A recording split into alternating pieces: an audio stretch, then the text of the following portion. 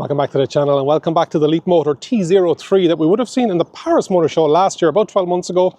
But we're back in Ireland, right-hand drive. We're going to look at the outside, the inside, and then take it out for a drive. Let's get started. Starting off with trim levels, there is only one trim level, the style trim. There is only one battery, which is a 37.3 kilowatt hour battery. It is LFP. It is also a range of 265. Comes in 4 different colors, a kind of a baby lavender pinky color. This is glacier blue pastel color. There's a pastel green, and then the black. Actually, the black is the one I'd be most interested in seeing. We have 15-inch alloy wheels. Let's run around the outside of it. But you have halogen bulbs with reflectors with the daytime running lights, and the top arc then is the indicators. Some fake venting down here, gloss black, and then some matte black. You have your cruise control, some venting, then some venting in underneath here. This is your charging, 11 kilowatt on AC, and then just under 50 kilowatt top charging, so 10 to 80%. Because it's just a small battery, I think it looks good. Not everybody's flavour, don't get me wrong. 15-inch alloy wheels, which you don't always get. These are 165 65 15, and they are Westlake radials. And even though it's not an SUV, we're getting that cladding down around it. Getting some nice EV branding on the bottom of the A-pillar. Glass black with indicator built in. Body colour door handles. Glass black, no chrome, only for a small bit of the badging. Matte black up here. Sorry, matte black. Pano sunroof, which is great. Over 40 inches. And that two-tone glass black from front all the way to the back. Tastefully done, actually. It's a 5-door. On the back you have your high-level brake lamp. You don't have a window wiper, and Leapmotor written across here, and then T03. I like the colour that they've chosen for that. You've got your reversing camera, and it's a small little button. Quality-wise, it's actually not feeling too bad. Boot size is definitely on the what we used to say in the estate agent world, bijou side of things. So it's on the smaller side, that's for sure. But you have Isofix, 2 Isofix. It's a 4-seater. I'm going to stick the size of the boot in the description, but I'd say it's around about 250. Am I right? Am I not right? So yeah, it narrows down, so it is a bit on the smaller side, but you can see you've got your parking sensors, and as I mentioned already, you're reversing. On the front, very much like the Dacia Spring, you have a single washer down there and a single wiper arm. Up here, you do have some cameras and sensors up at the top. Let me show you what's in underneath the bonnet.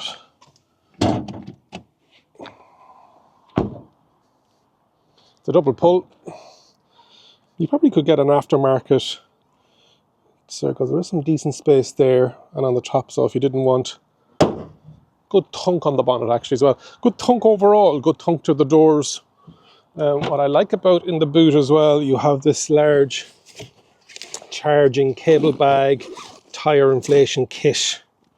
So in there you're going to have your Type 2 cable, you've got your domestic cable, warning triangle, can of gunk, some little light shopping bag hooks. You can drop, it's a single, it drops all the way down, and these seat covers are removable as well. But it feels better than Dacia Spring. I will give it that. The quality is there. Now, price-wise, it'll be interesting to see pricing-wise what are these going to get. Seat windows go nearly all the way down.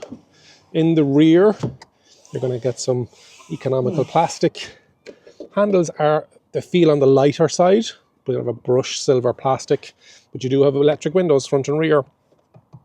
This is tough. It's a bit of a door pocket, which isn't too bad. You've got your 2 seats in the rear with your 2 Isofix and headrests. And if you want your second cup holder, it's back here.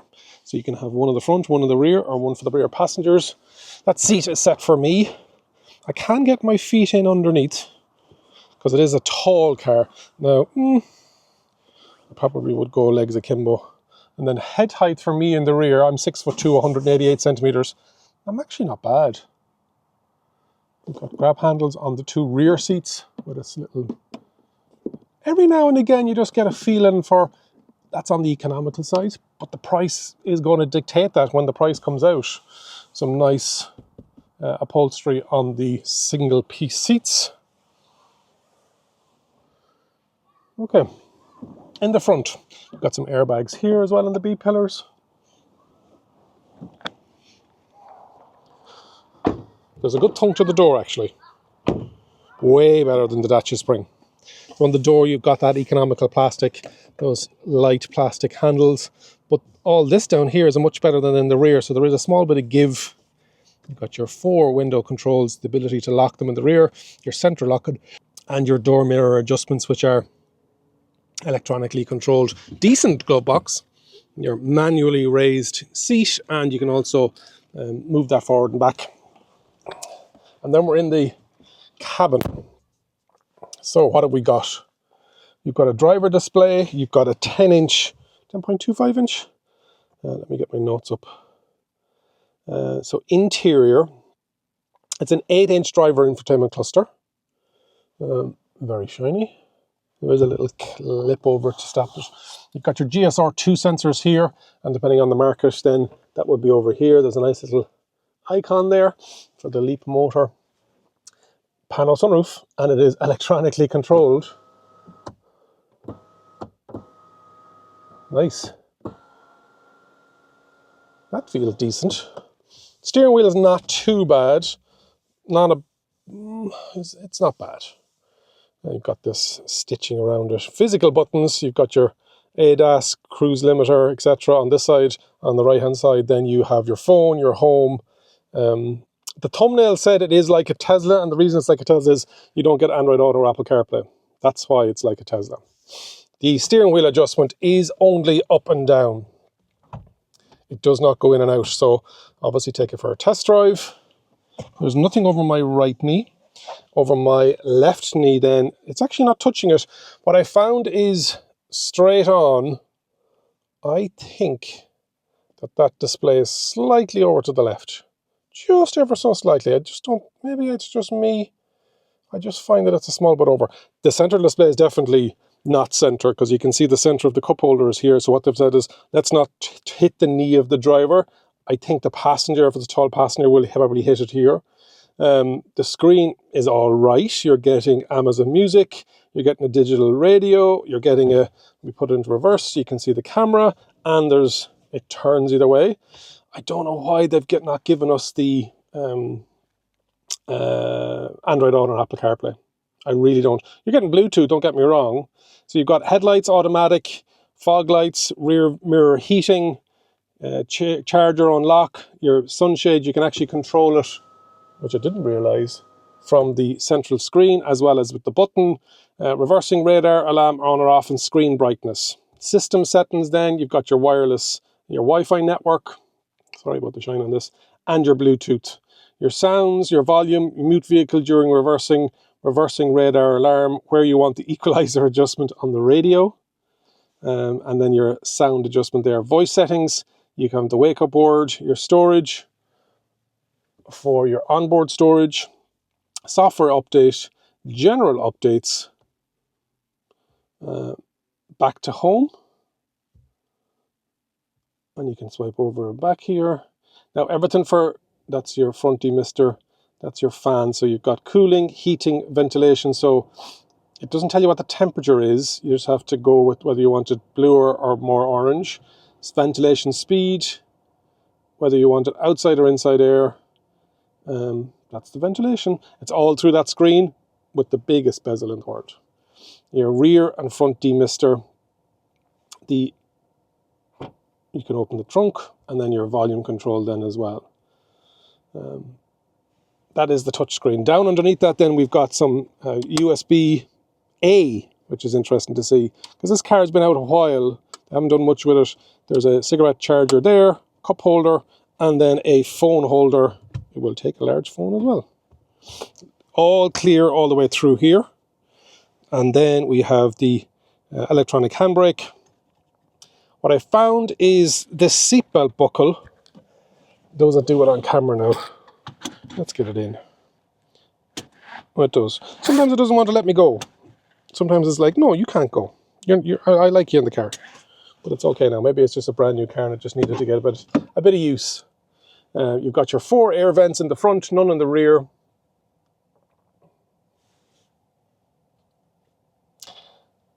It's, in my opinion, better than the Dacia Spring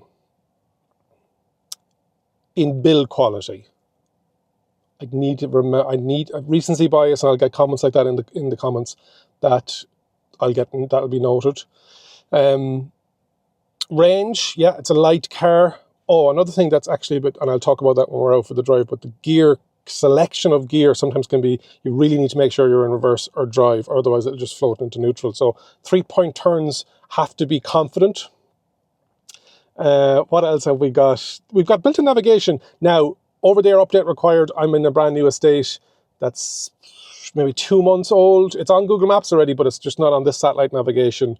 And some of the roads that's recommended to me so far in the local area have either been one way and they're not one way anymore and all that kind of stuff. Or it thinks it should be 2 way and they're 1 way. So there's definitely a software update required for that. But my apps and Bluetooth and streaming podcasts have been no problem. It's a 4-speaker surround sound, so I presume that's one in every corner. The driver's seat the back seats are actually not great, the lumbar support. But again, we're in a price point where it's over 250 kilometer range. I can't see any range statistics with regards to there's 3 driving modes, standard, sport, and eco, and there's 3 steering modes, standard, comfort, and sport. There's an automatic handbrake. I will give it that. So I will do some driving and then come back to you with regards to what the energy consumption is. Because it's saying since last charge it's done 46 kilometers since I picked it up, and the total energy consumption has been 4.6 kilowatt hour. So I've been getting 10.1 kilowatt hour per 100 kilometers. That is M50, 100, 120 around, and then up the M1.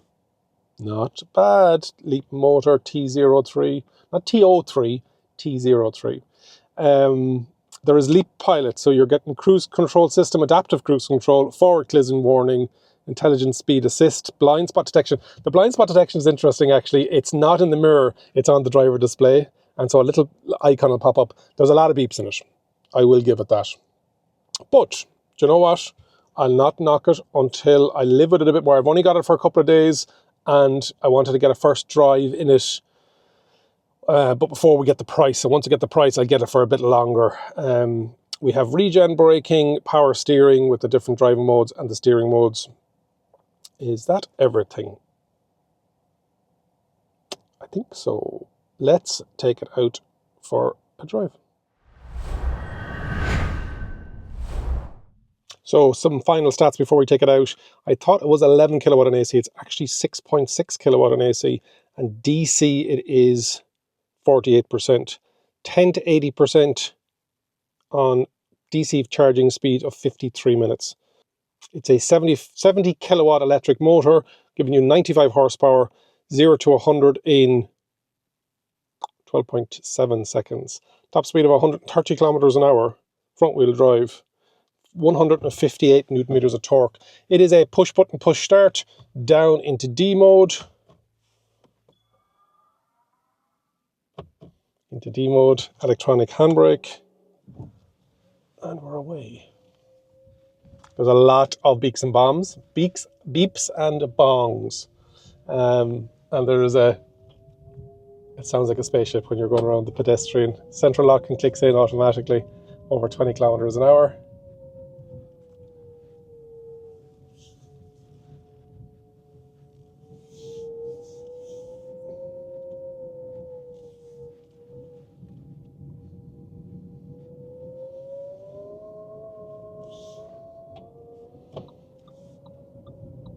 Indicator decent.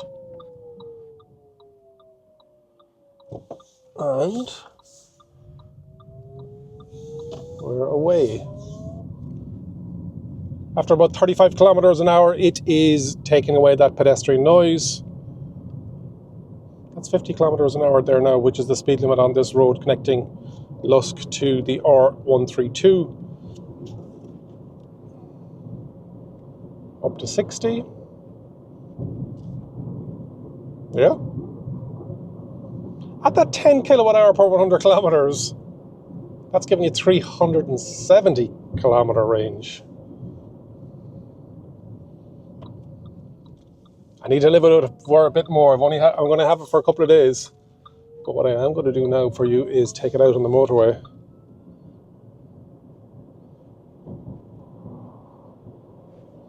Seats aren't great. Just lumbar support is not brilliant. Wing mirrors are a decent size.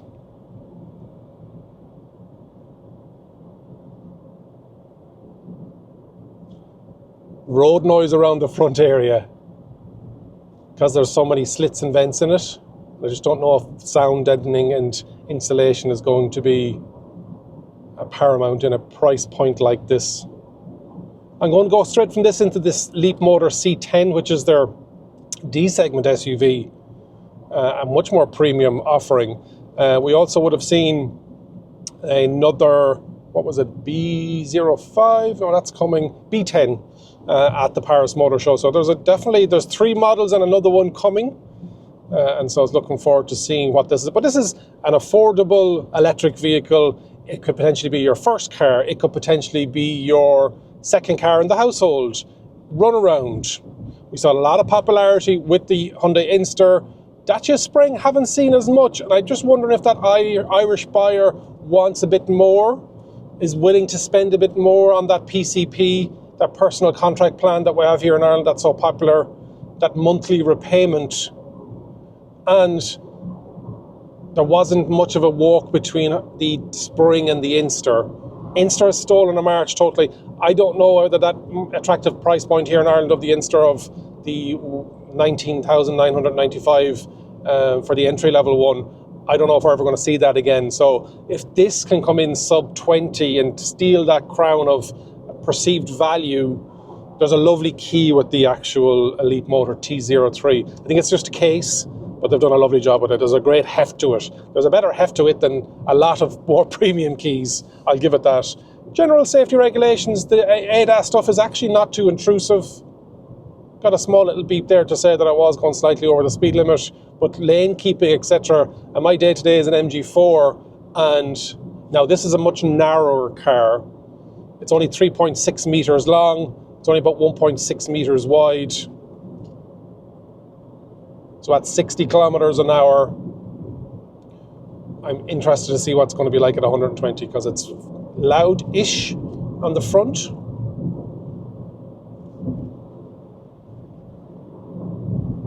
I'm very impressed with that efficiency over the last 40-odd kilometers. Now, weather-wise, it's been phenomenal. It's been 18, 19, 20 degrees. I let this electric Kona overtake us. Not that I'm going slow, it's just that they're going extra fast in this speed zone. Yeah, great to have more choice, great to have more variety of electric vehicles. I've already had a couple of people ask me what this is. You're not going to mistake this for anything else. It is very uniquely Leapmotor T03. It doesn't look like anything else. The looks are, what would the word be, subjective. I think it's not offensive. It'll come down to value. It'll come down to the price, and we're going to get the price in a couple of weeks' time with the Irish launch in October. Leapmotor International is 51% owned by Stellantis Group. And so outside of China, Stellantis are going to be the majority shareholder. Leapmotor China is still owned by Leapmotor. But,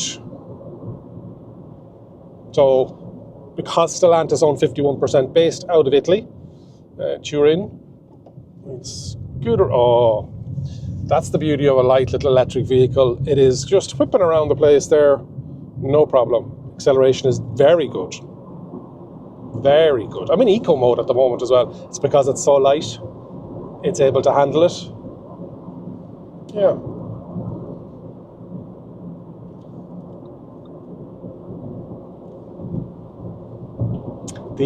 I've never seen that implementation before. Jump into the comments if you can remember when blind spot was only on the driver display. Usually it's somewhere around the mirror. It makes sense. I probably would like it a bit bigger of a notification. It's a small little. I haven't tried to merge into traffic oncoming. Bit of vibration there at 80 kilometers an hour. Tiny little 15-inch wheels. What do you think? Would you be tempted by the Leapmotor T03 if you are some of my audience that are outside of the island of Ireland and have had the opportunity of getting this already and you own a Leapmotor T03? Let me know what you think. I know they've been in other markets as well.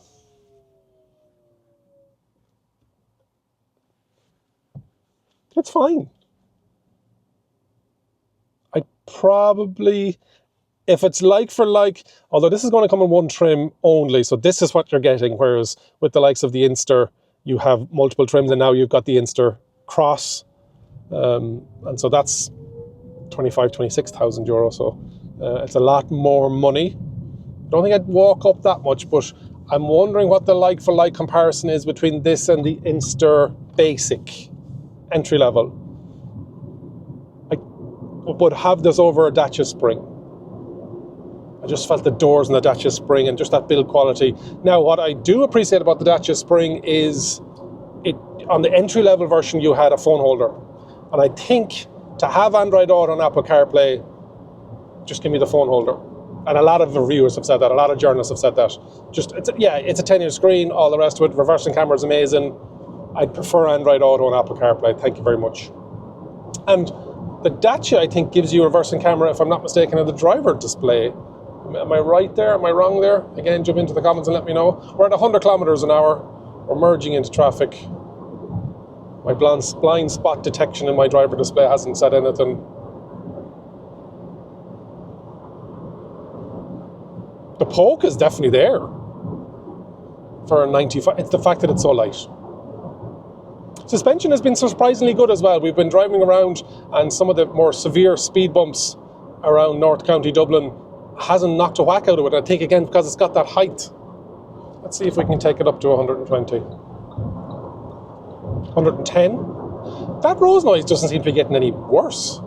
Maybe it was just being caught by the wind or something like that. Let's go into the overtaken lane. We are at 120 kilometers an hour. There's a lot of buffeting going on around the front. Steering is decent. For the time I've had it, brakes have been decent too. Yeah, you're not going to be. I felt a lot more intimidated. There's a blind spot. Oh, yeah. Only Derek could be excited by a blind spot indicator. It should be on every car. And the fact you've got auto hold on this as well. Now, it does beep if it thinks that you're going to be in a blind spot zone. Okay, very good. The fact that you have to go into the central display and then change your driving style and driving setting. Let's go to Sport. Accelerator is even more responsive. Your Formula 1 driver isn't going to be overtaking you, or isn't going to be taking notes of how to do this. Let's go to, okay. So Eco, you can have it in Sport. You can change your driving mode, and you can change your steering mode. So give me a Sport steering and Sport drive mode.